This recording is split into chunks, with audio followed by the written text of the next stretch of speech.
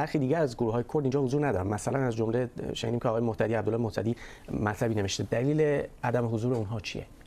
درسته مجید، در واقع حزب کمله کردستان ایران که یکی از احزاب اصلی در کردستان ایران هستش به دبیرکلی آقای مهتدی در این ائتلاف شرکت نکرده. دیروز حزب کمله کردستان ایران یک بیانیه منتشر کرد که خود آقای مهتدی هم در حسابشون در ایکس یا همون توییتر سابق اون رو در واقع منتشر کردن.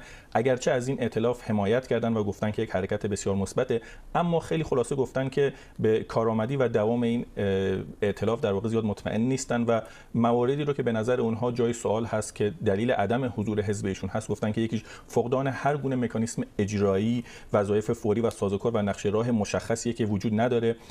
گفتن بسیاری از مفادی که در این ائتلاف و بیانیه اونها اومده بسیار کلیه و تفسیر برداره و همچنین گفتن که نبود شفافیت کامل در موردی مثل یک پاچه‌سازی نیروهای پیشمرگه و اینها مشخص نشده.